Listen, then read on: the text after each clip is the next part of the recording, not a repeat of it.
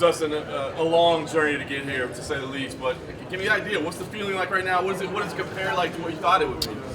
Feels like another normal fight. Feels like a normal fight week, you know, and that's why I'm kind of trying to keep it because that's what it is. I don't want to put any extra added pressure. You know, this is my 22nd or 23rd fight with the company, maybe more. So around there, it's just another fight week. It's just another fight. I've done it, like I told these guys, 40 times. It's my 40th mixed martial arts fight.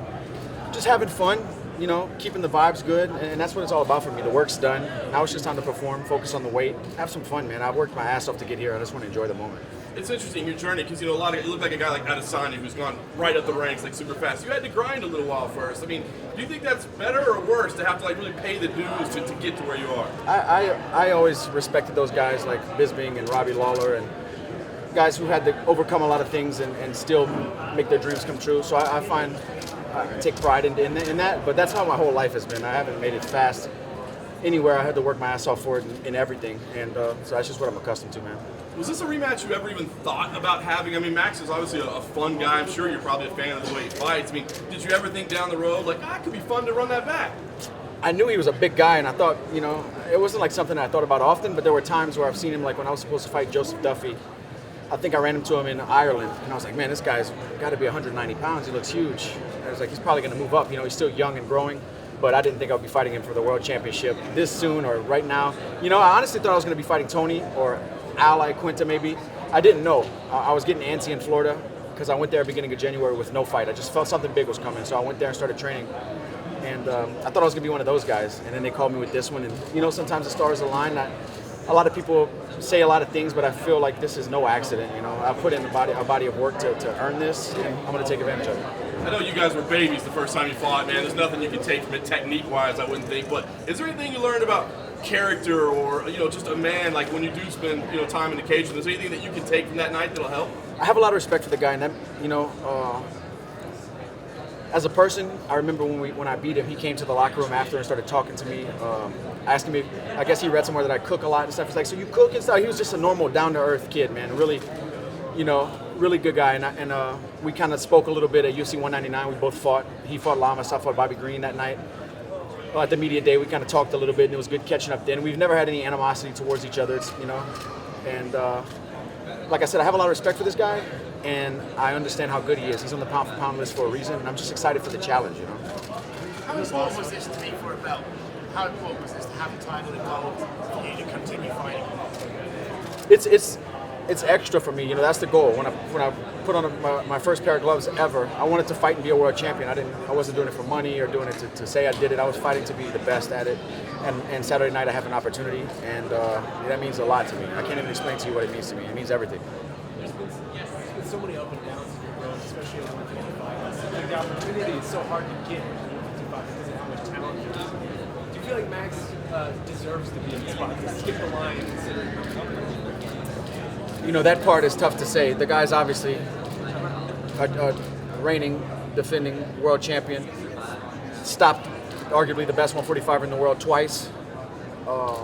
Has been looking incredible every fight, putting it all together. But to jump up and cut the line, like you said, in a top-heavy division is a little different. But, you know, timing, availability, circumstances, and here we are. Dustin, you saw his last fight with Ortega. It was the most significant strikes ever, 400 in a fight, but 110 of those came from Ortega. I imagine you feel like if you land 110 strikes, it's not going to go that far, right? No, I don't think so. Ortega's a great fighter, but I can crack, man. And I'm going to throw a lot more volume than Ortega did as well. You know, I'm a high-paced fighter. I push the pace. I push the cardio. I push the energy in there. I try to finish these guys. You know, I go in there not to win rounds, not to point guys out. I go in there to hurt these guys and get them out of there. You know? So we'll see what happens Saturday night, but I'm coming in there to take them out. How are you in such a good place right now? You went through such a long camp. You're up there, you know, skipping rope, admiring your own highlights on the screen. Like, what brought on just being in such a good place? Just years of the journey, man, of the hustle, of the grind, of overcoming, of believing in myself, staying true at times that looked rough. Just not losing hope, man. I'm happy with the person I see in the mirror. When I look in the mirror, I'm happy with the husband, with the father I am, with the work that I put into mixed martial arts. I'm just in a good spot, man. In general, not even fighting, just life. I'm just happy. I'm living the dream, man. You know, I have nothing to complain about. So do you think you can trade shots with him, or does it just have to be technical? I mean, he's a featherweight, obviously moving up, but you said he's big. I mean, do you think you can stand and just trade, or do you Can he trade shots with me is the question. That's the question. Final question. How's all the charity stuff going? I know Alan Joban joined. Yeah, so I'm excited about that. Alan's going to auction off his fight kit as well and donate it to my charity. We've got a big goal of building a playground, and you know that's going to be expensive. It's going to be on an elementary school, so it has to be done by code, and this equipment and stuff is going to be pricey. We're going to get it done one way or another. My wife already spoke to it's a young kid who died of a very rare brain disease, had a dream that his school would have disabled equipment for the kids in his class, and when I heard that, I thought that was just such a, you know, most kids in that position, nothing against that, but most kids want to go on a shopping spree, want to go to Disney. This kid wanted everybody to benefit from a dream he had, and I think that's beautiful. So we owe it to him to make that happen, and we're going to make it happen one way or another. So hopefully we get some good money for the fight kit and some good donations. You can check out the cause and the whole story at thegoodfightgroup.com. It's the Good Fight Foundation is a charity me and my wife started. When I was moving, I had a bunch of fight-worn stuff at the house, and I was like, what am I going to do with all this bloody stuff? And we sold, this is before the charity started, we sold it and gave the money to a fallen police officer's wife and daughters. And we said, man, let's keep doing this. You know, I have a platform to spread this out. So I'm just trying to do some good. Give people a reason to cheer. Give myself another reason to fight. And just do what's right, man. Just a quick follow-up on that. What's the most you've been able to raise so far while you've been doing this? This last one was a big one. We did my last fight with Eddie.